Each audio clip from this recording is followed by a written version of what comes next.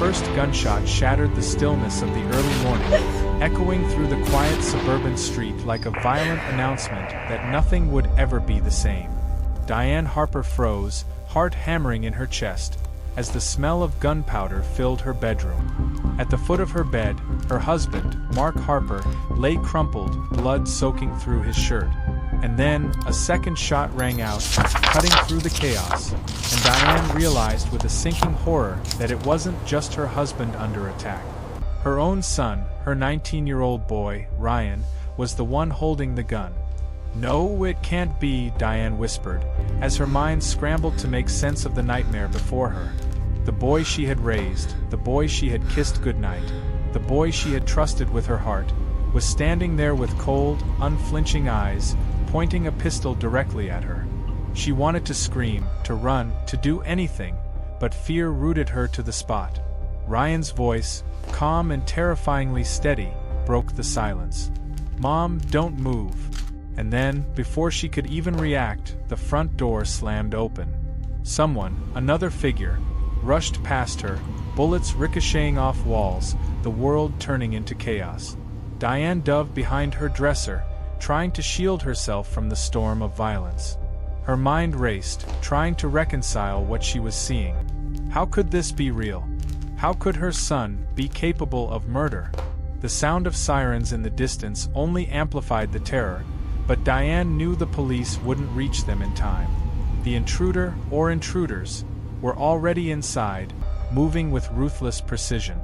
Through the small crack in the curtains, Diane caught a glimpse of the neighbor's security light flicking on outside, but it was useless. Outside, the world was normal. Inside, her family was being ripped apart. Ryan's hand didn't shake. His face was calm, almost detached, as if he had rehearsed this moment 1,000 times. Diane's heart broke in a way that words could never capture. All the late nights helping with homework, the family dinners, the birthday parties, they were meaningless now. She had known this boy all his life. She had trusted him completely. And yet, he was standing there, her son, her killer. Her mind tried to fight the impossible truth. Maybe it wasn't him. Maybe someone had forced him. Maybe it was a nightmare she would wake from. But then, another shot rang out, and her dog, barking frantically, fell silent. Diane felt bile rise in her throat as she realized he hadn't missed. He was methodical, deliberate, and terrifyingly cold. Diane's instinct to survive kicked in. She grabbed her phone from the nightstand, hands trembling violently, and dialed 911. Her voice cracked as she tried to explain, to plead for help, for someone, anyone, to come. But as she spoke, she heard Ryan's soft, chilling voice behind her, whispering, "Mom, don't even think about it." In that moment, Diane Harper understood the unimaginable. The person she had loved most in the world, the boy she had nurtured since birth, was the one who had planned this, had executed it, and was now standing over her like a predator closing in on its prey. The nightmare wasn't just real, it was worse than she could have ever imagined. The call ended abruptly as Ryan moved toward the door, leaving Diane crouched in fear. Her mind raced with impossible questions. How could she have missed the signs? How could her son, the boy she had raised, the boy who had smiled at her every morning, be capable of such unspeakable evil? And as she hid, paralyzed by a combination of terror and disbelief, Diane's world tilted completely off its axis. Outside, the street remained quiet. Inside, the horror had only just begun. The police were on their way, but Diane knew one terrible truth. She couldn't count on anyone else to stop him. Not now. Not ever. And at that moment, Diane Harper understood the unthinkable. Her son wasn't just a troubled teenager or a rebellious kid. He was the killer. But why? And how had she never seen it coming? The answers were out there, hidden in the shadows of a life she thought she knew. And Diane would have to face them before it was too late. Long before the first gunshot echoed through their quiet suburban street, Diane Harper's life had seemed ordinary. She and Mark had built a comfortable home together in a leafy neighborhood of Columbus, Ohio. Mark, a high school teacher, was kind, dependable, the kind of man neighbors trusted instantly. Diane, a part-time nurse, had spent years caring for her family, running the household, and watching her son Ryan grow from a bright, cheerful child into a quiet, ambitious teenager. Ryan Harper had always been smart. From his earliest days, he excelled in school, showing a keen aptitude for technology and problem-solving. He was polite, helpful, and obedient, or so Diane thought. Teachers often praised him as a model student. Friends envied him for his charisma and charm. Diane had always been proud, but as Ryan entered high school, subtle cracks began to appear. He became secretive, spending long hours in his room, obsessively locked behind his door. His friends were few, but he had a girlfriend, Emily, whom Diane liked and trusted. Yet even Emily noticed a side of Ryan that was troubling, occasional bursts of anger, a cold detachment that didn't match his otherwise polite demeanor. At first, Diane dismissed it. Teenagers have moods, she told herself. It's just growing pains. Mark, too, seemed oblivious, often preoccupied with his work and community commitments. They both wanted to believe the boy they loved was fundamentally good. Then came the money troubles. Ryan, now 19, was obsessed with online trading and cryptocurrency. Diane had loaned him $25,000 to help him get started, a risky investment, she knew, but she wanted to support her son. For weeks, Ryan promised he would pay her back as soon as he made a profit. Diane, trusting him completely, believed him. But the money never came back. Ryan's excuses were small at first. Market losses, unexpected fees, missed opportunities. Diane let it slide. But soon, he was spending lavishly, new clothes, expensive gadgets, and jewelry. Diane noticed the transactions in his bank account with growing unease. Every conversation about repayment ended in tension, arguments that left her feeling betrayed. Yet somehow, Ryan always convinced her they were fine, that he was fine, that he would make it right. At home, tension simmered beneath the surface. Diane and Mark argued about Ryan's behavior more often, though always privately. Diane noticed him lying, small lies initially, about where he was going or who he was with. Mark brushed it off, thinking it typical of a young adult testing boundaries.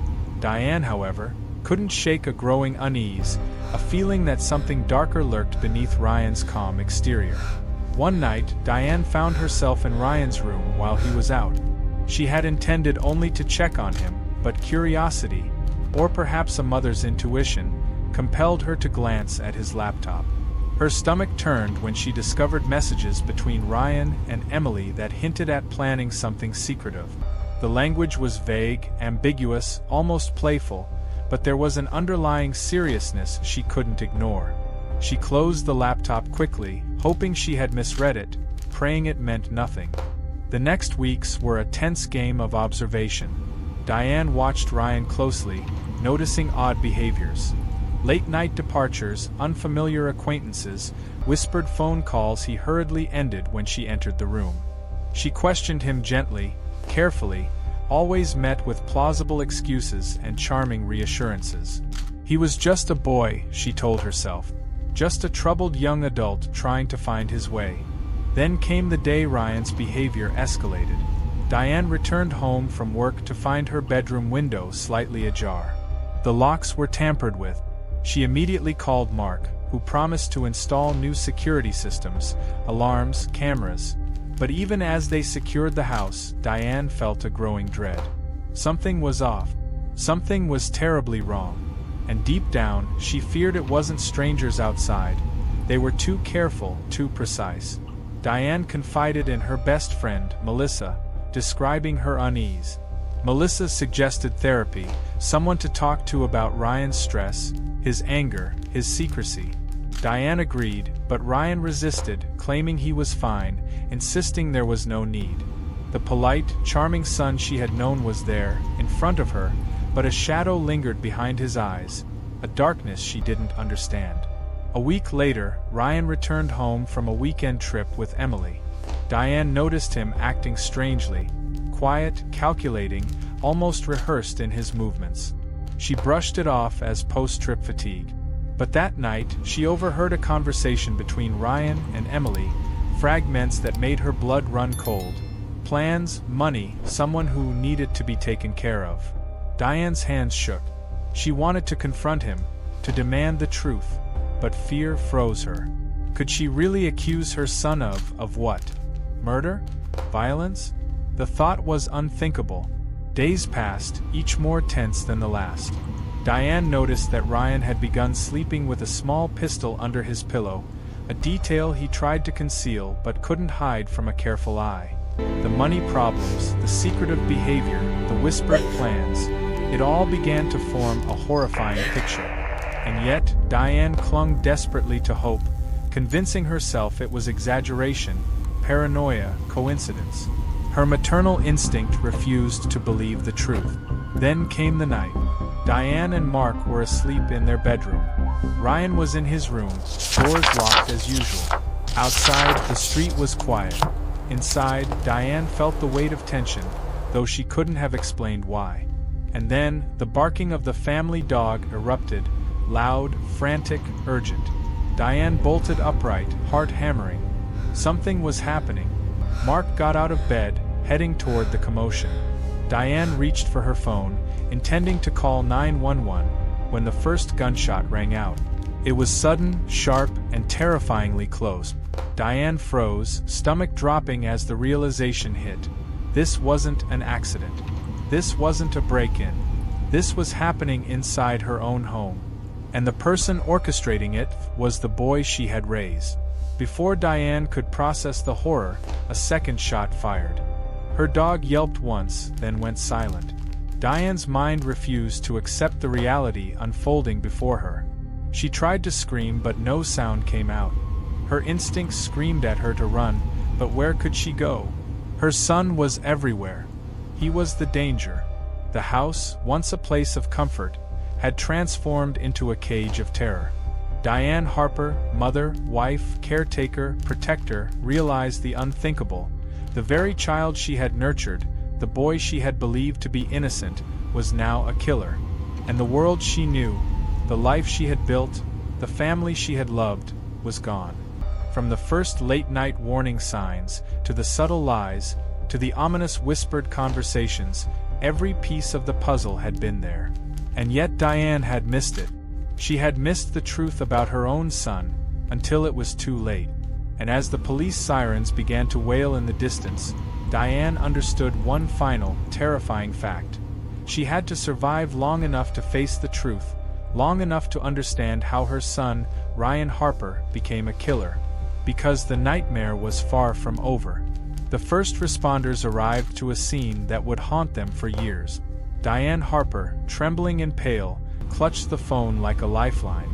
Mark was barely conscious, slumped against the wall in their bedroom, blood seeping through his shirt.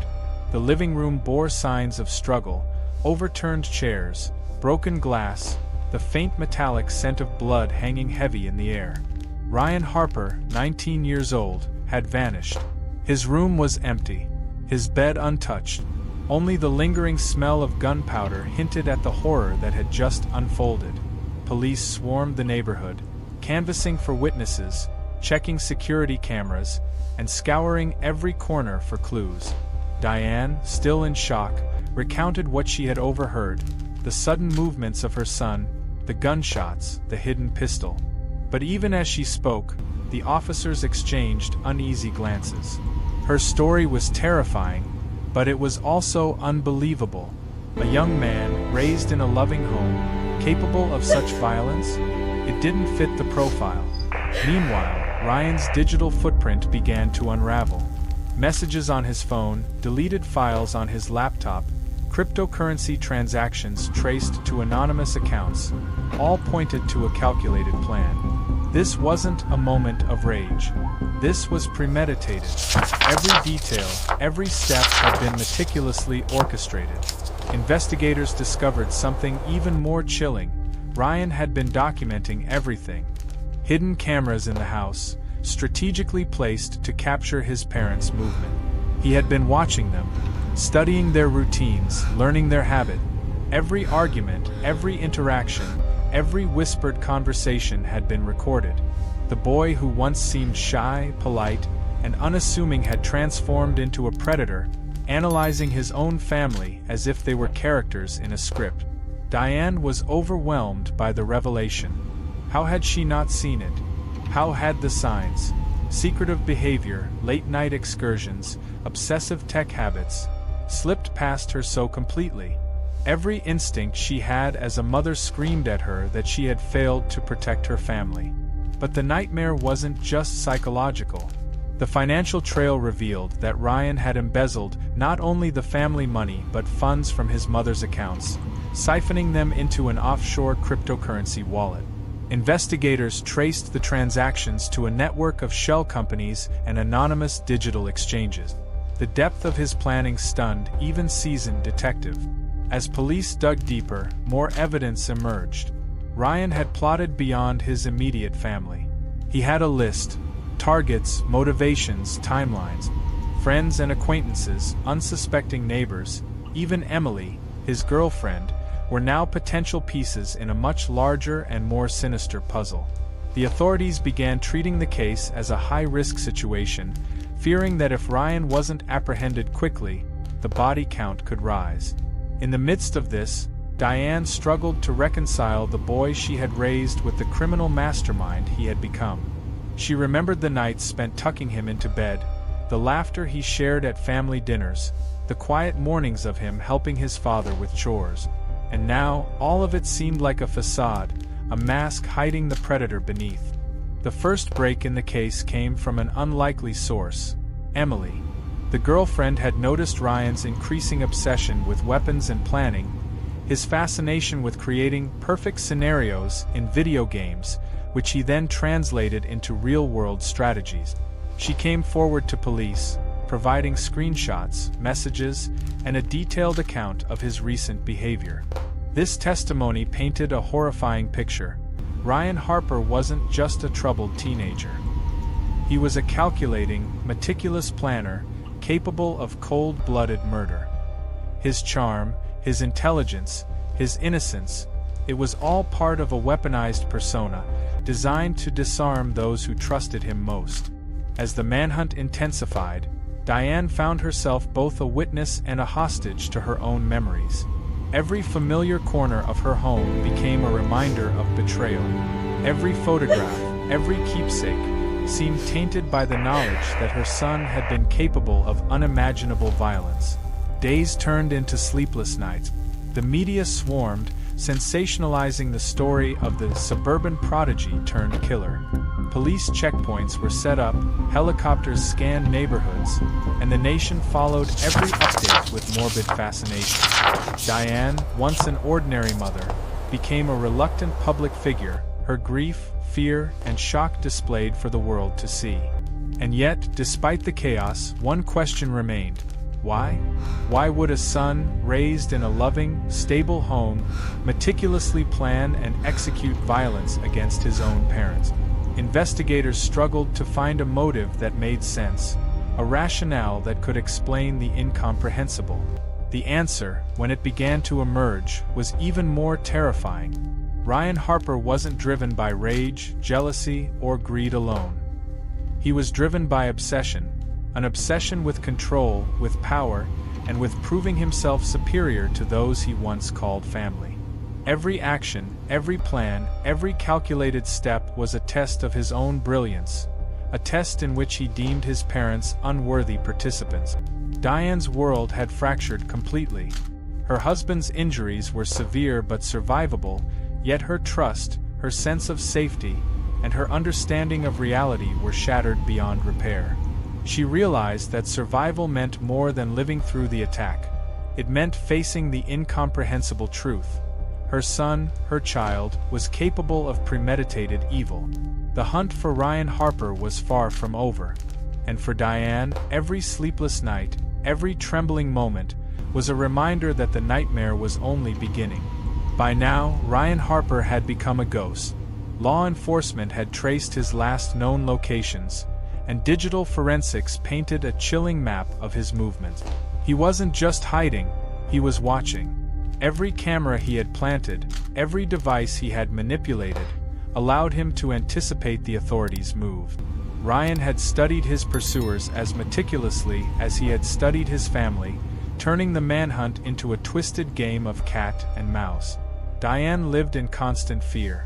Each creak of the floorboards, each shadow in her peripheral vision, set her heart racing. Every day she woke wondering if today would be the day Ryan would return, not as her son, but as a calculated killer with a target on her back. Mark's recovery was slow, and every step forward in his rehabilitation was shadowed by the knowledge that the person who had nearly destroyed their family was still out there. Then came the first breakthrough. An alert from a financial monitoring system flagged a sudden transfer. A large sum of money moved to an untraceable digital account. Investigators recognized the pattern. Ryan was funding something, preparing for the next phase of his plan. It became clear that his ambition had grown beyond the home. The boy who had once been so obsessed with control and dominance was now extending his reach into the world. Meanwhile, forensic analysts pored over every piece of evidence recovered from the Harper home. Hidden compartments in Ryan's room, encrypted files on his devices, and surveillance footage revealed a timeline of escalating obsession. There were diagrams, detailed schedules, and even contingency plans for evading law enforcement. It was as if Ryan had been writing the blueprint for his own criminal genius, documenting the rise of a predator who could operate under the radar, unseen and untouchable. Emily's testimony became even more crucial. She revealed a series of messages in which Ryan outlined hypothetical scenarios involving harm to his parents, followed by detailed evaluations of risk and probability. The most chilling part, he referred to them as exercises, detaching himself entirely from the moral weight of his actions. Emily, who had once loved him, now provided investigators with a portrait of a mind untethered from empathy, capable of cold, rational calculation. Law enforcement assembled a specialized task force, blending digital tracking, behavioral profiling, and neighborhood surveillance. They knew Ryan's patterns. They knew his obsession with control, his meticulous nature, but anticipating a mind as calculated as his proved nearly impossible. Then came the turning point. A local gas station surveillance camera caught Ryan's face. Not fully masked, not completely hidden. It was brief, just a fleeting reflection in a window as he withdrew cash, but it was enough. The image spread through the task force, and suddenly, every law enforcement officer in the state had a face to chase.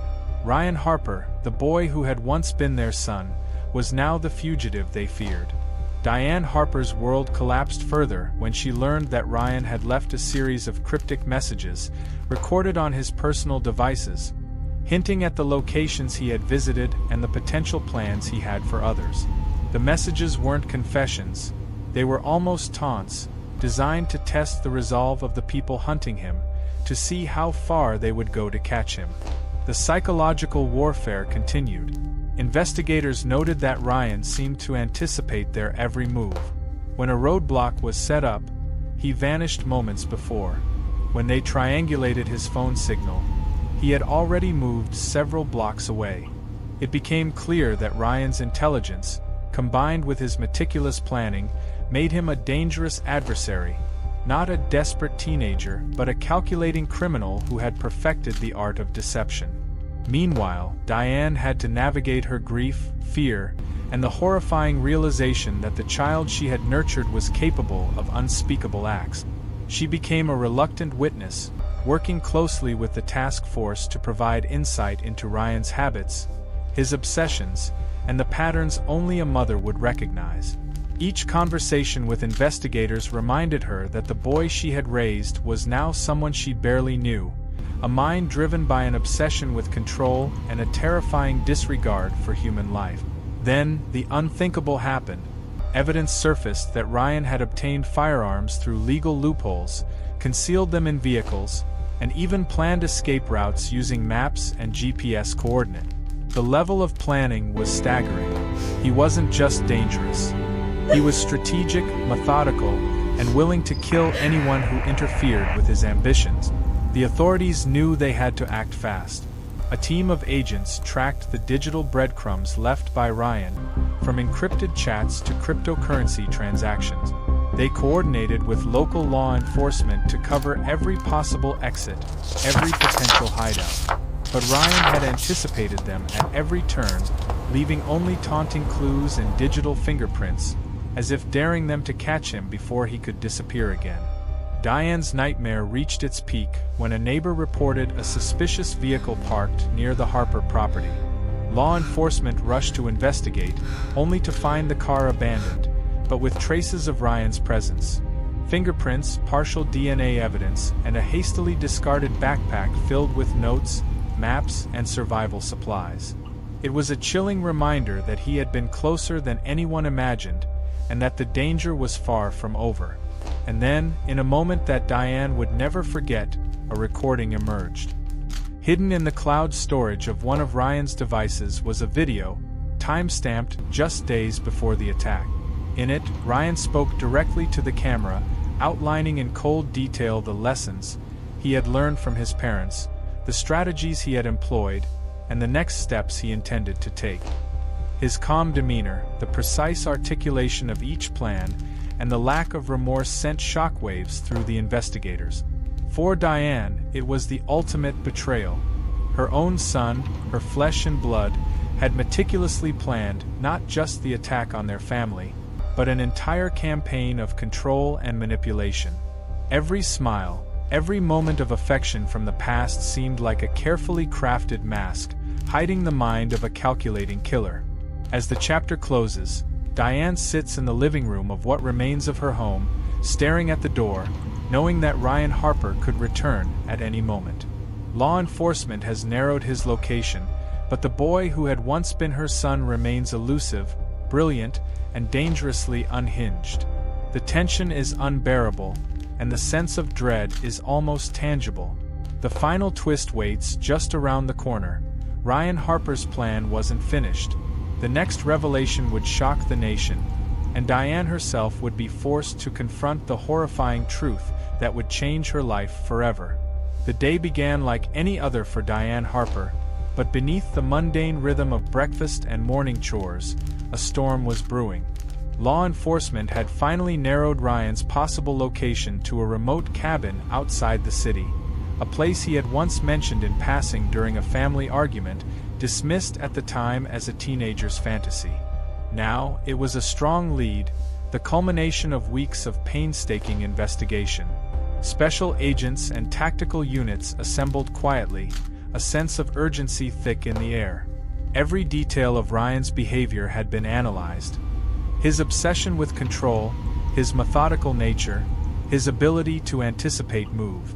They approached the cabin with extreme caution. Every step had to be calculated. One wrong move could trigger violence from a boy who had already proven he was capable of cold, lethal calculation. Inside, Ryan moved with unnerving calm. He was aware of the surveillance and the monitoring of his digital footprint, yet he seemed almost detached, like a general watching enemy forces maneuver. The cabin was meticulously organized, maps, notes, and survival gear arranged, as if he had been preparing for this standoff all his life. There were also disturbing personal journals, chronicling not just the murder plot but fantasies of control, dominance, and the thrill of evading capture. Meanwhile, Diane waited at a safe distance, shielded from view but fully aware of what was happening.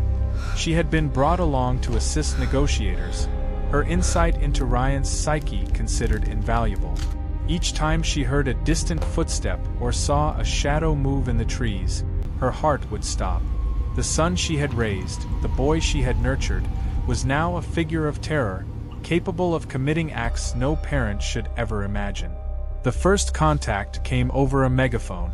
Law enforcement tried reasoning, appealing to the boy they once knew, hoping to reach whatever shred of humanity remained. "Ryan, it's your mom. Come out, we can talk. You don't have to do this." Silence. Then a voice, calm, unnervingly composed. "I never was that boy. I've always been the one in control. You just never noticed." The words sliced through Diane like a knife, the coldness in them betraying any pretense of remorse. Negotiators continued for hours.